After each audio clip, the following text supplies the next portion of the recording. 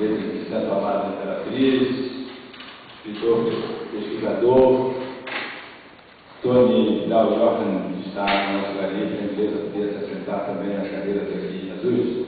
Também convido o coral, as meninas cantoras de Palhoça, que está aqui presente já, perfilados, já se preparando, para que possam ocupar as cadeiras aqui à minha esquerda. Isso. Esperamos que tenham cadeiras para todas, né?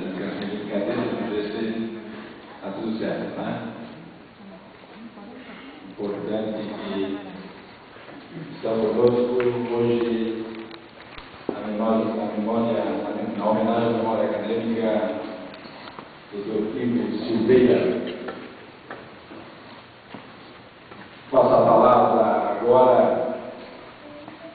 àquele que a Academia de Letras de Unanimidade, seus contratos e confreiras, solicitou e convidou e prontamente atendeu ao nosso chamado, ao nosso convite, professor, escritor e jornalista, professor Joacir Pereira, para discorrer sobre a vida e a trajetória desse eminente palhocense, Dr. Ivo Silveira. Gentileza a palavra, professor Joacir Pereira.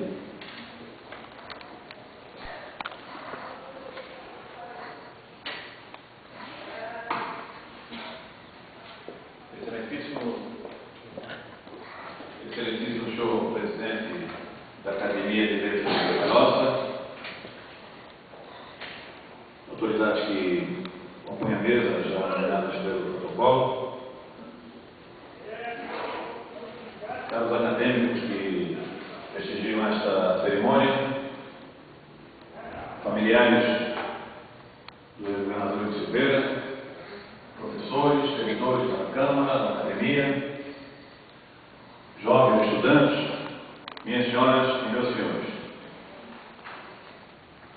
Gostaria de, inicialmente, transmitir o meu abraço fraterno e agradecimento pelo privilégio que me confere esta academia e aqui prestar um testemunho, mais do que discurso eloquente, ou apresentar um trabalho de caráter literário, que seria identificado como espírito dessa organização, prestar um testemunho pessoal, profissional de cidadania sobre o grande filho da cidade de Palhoça. É para mim motivo de muita honra poder aqui comparecer e atender esse honroso convite da Academia. Desejo também me congratular com a sua direção, com todos os acadêmicos, pela iniciativa e que represente o início de uma longa e próspera caminhada no sentido de resgatar a memória dos grandes filhos dessa terra, dos seus escritores, dos seus pesquisadores, que Palhoça cada vez mais se projeta no contexto do estado de Santa Catarina. Transmito uma saudação muito carinhosa a todos os familiares do nosso homenageado. São pessoas com as quais eu mantenho uma relação afetiva há muitos e muitos anos, há décadas. Relação essa que se tornou ainda mais íntima durante essa experiência que eu pude realizar de elaborar essa pequena contribuição com a publicação do livro. Como o Dr. Ivo Silveira sempre representou para mim uma figura emblemática, carismática, com a qual eu tive durante décadas apenas uma relação de ordem profissional e social. E a partir do momento em que conheci mais de perto a sua figura extraordinária, continua ainda para mim muito forte a sua lembrança, a figura que ele representou e continua representando para o Estado de Santa Catarina, senhor presidente. Eu resolvi transmitir esse testemunho em forma de uma pequena saudação que escrevi hoje durante o dia para trazer aqui à Academia de Letras da Palhoça. Para não correr o risco de ou me emocionar com a sua figura, com a sua lembrança, ou não expressar exatamente a imagem que eu gostaria de trazer aqui nesta sessão solene. Portanto, passo a leitura desse pequeno trabalho que redigiu já tarde. Sem medo de fazer o bem e sem coragem de praticar o mal.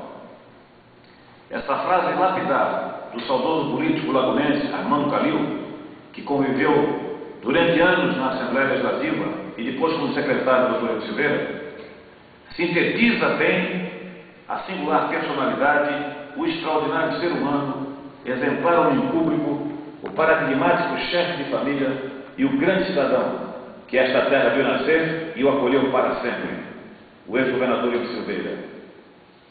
Ele fazia parte de uma espécie rara, um tipo de político que vai se tornando cada vez mais escasso na vida pública catarinense e brasileira. Serviu a vida pública enquanto viveu, sem jamais servir-se dela. Tinha realmente características excepcionais. Era um homem íntegro, político honesto, ético, coerente, empreendedor, amigo, leal e, sobretudo, um grande pacificador. Conferiu-me o Dr. Ivo Silveira e sua digna família o privilégio de uma parceria, para mim, extremamente gratificante e honrosa. Realizar com ele talvez a mais longa entrevista de sua vida, transformada depois em um livro que tem um relativo perfil biográfico. Nas dezenas, centenas de encontros, de conversas descontraídas, oficiais, para gravação ou para retoques, depois da interminável e sofrida negociação para a edição da obra, na fraterna convivência familiar, resulta um rico balanço sobre a importância da relação humana, o valor da família, o significado real da maturidade e da experiência, o valor que ele deu sempre para a cidadania. É missão fácil, realmente muito fácil, que cumpro aqui, com um misto de orgulho, alegria e honra, para falar do mais ilustre filho da Palhoça. A mesma Palhoça que continuou em sua vida e em suas orações. A cidade que permaneceu, vivia até os últimos dias de sua vida. Um espírito patriótico de cidadania que também agora a gente conta pelos dedos.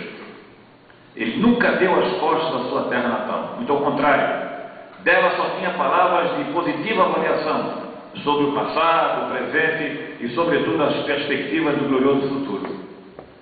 Mais do que preservar os vínculos com essa terra, ele envaidecia-se nas relações com seu generoso povo, sem distinção de classe social, cor partidária ou condição religiosa. Transformou-se no símbolo da unidade palhocense, no pináculo de sua terra e de sua gente, numa posição de liderança que até hoje engrandece Santa Catarina. O Dr. Ivo mudou a face econômica, social, cultural e política do nosso Estado.